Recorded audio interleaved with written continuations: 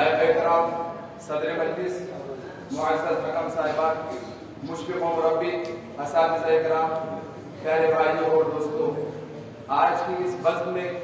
मेरी तकरीर का मौजू है जंग आज़ादी में उलमाए हिंद का किरदार। मोहतरम सामीन इकराम, जंग आज़ादी में उलमाए हिंद के किरदार का जानना या इसे जानने की कोशिश करना लाल-ए-ज़ार हिंद की आबियाई करने के मुतरादिफ काम है। इसीलिए किसी फारसी शायर ने क्या खूब कहा है, ताज़ा ख्वाही दास्तन गर्दा गहाए सीनारा, ताज़ा ख्वाही दास्तन गर्दा गहाए सीनारा, गाहे गाहे बाज ख्वाही किस्से पारी नरा। मोहतरम भाइयों, ये एक ऐसा मजलूम मौजू और उन्वान है जो अक्सर व बेशतर गैरों की तरफ से दानिस्ता या नादानिस्ता, अमदन या सहमन बेतवज्जही का शिकार होता रहा है। इसलिए आज के इस अहम मौके पर मैं चाहता हूँ कि जंग आज़ादी में उलमाए हिंद के किरदार को मुख्तसर तौर पर वाज़ेह कर दूँ। मोहतरम सामीन इकराम, जब मैंने जंग आज़ादी की तारीख का मुताला करना शुरू किया तो मैंने ये महसूस किया कि जहाँ मुल्क की आज़ादी में गैरों ने कुर्बानियां दी हैं, उससे कहीं ज्यादा कुर्बानियां हमारे असलाफ उलमाए किराम ने दी है। मैंने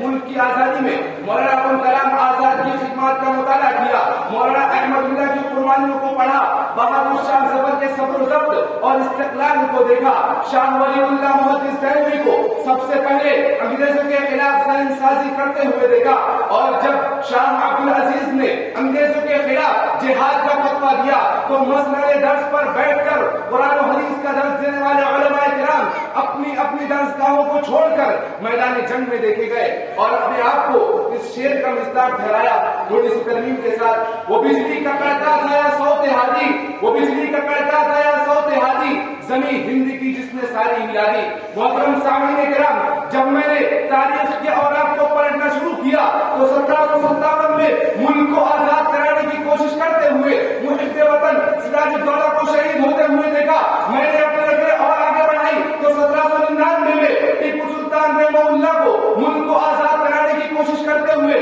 शहीद होते देखा और ये कहते सुना कि शेर की एक दिन की जिंदगी गीदड़ की 100 साल जिंदगी से बेहतर है। मैंने तारीख का एक और वक्त पलटा तो माल्टा की जेल में कैद मुझे शेखुल हिंद महमूद हसन देवबंदी नजर आए। मैं और आगे बढ़ा तो 1831 में सरजमीन बालाकोट में शाह घराने के 2 उलमाए किराम को तड़पते हुए देखा। मैंने अपनी नजरें और आगे बढ़ाई तो जाबाज शहीद वतन अशफाकुल्लाह खान को फांसी के फंदे को बखुशी चूमते हुए देखा और ये कहते सुना कि बहुत ही जल्द टूटेगी गुलामी की ये जंजीरें, बहुत ही जल्द टूटेगी गुलामी की ये जंजीरें, किसी दिन देखना ये आजाद हिंदुस्तान होगा। मोहतरम सामीन किराम, इन मुजाहिदीन की कुर्बानियों के बावजूद हमने शिकस्त खाई है और हमें शिकस्त गैरों ने नहीं बल्कि अपनों ने दी है। आज मुल्क को आजाद हुए 75 साल हो चुके हैं। ये मुल्क 150-200 साल पहले आजाद हो गया होता अगर बंगाल के सिराजुद्दौला के साथ मीर जाफर ने बगावत न की होती,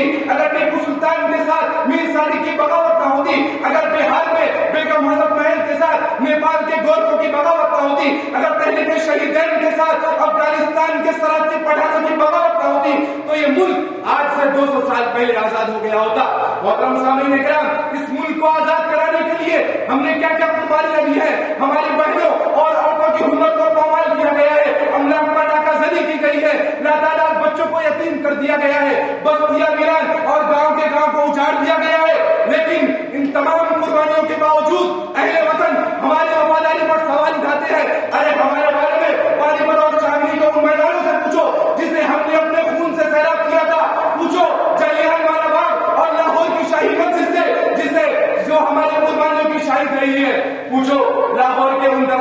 दिल्ली के चांदनी चौक से लेकर लाहौर तक उन दरख्तों से सवाल करो जिन पर हमारे उलमाए किराम की लाशों को लटकाया गया। और हमारी ही तारीख लिखते हुए एक गैर मुस्लिम मुसन्निफ ने लिखा कि 1857 की जंग आजादी में तकरीबन 5 लाख मुसलमानों ने कुर्बानी दी। सामीन किराम, अगर ऐसे मौके पर उलमाए सादिकपुर की कुर्बानियों को ना बयान किया जाए तो ये तारीख के साथ सरासर नाइंसाफी होगी, जिनके बारे में पंडित जवाहरलाल नेहरू ने कहा था कि अगर उलमाए सादिकपुर की कुर्बानियों को एक पर्दे में रखा जाए और दीगर उलमा व ख़वास की खिदमत को दूसरे पर्दे में तोड़ा जाए तो उलमाए सादिकपुर की कुर्बानियों का पर्दा भारी नजर आएगा।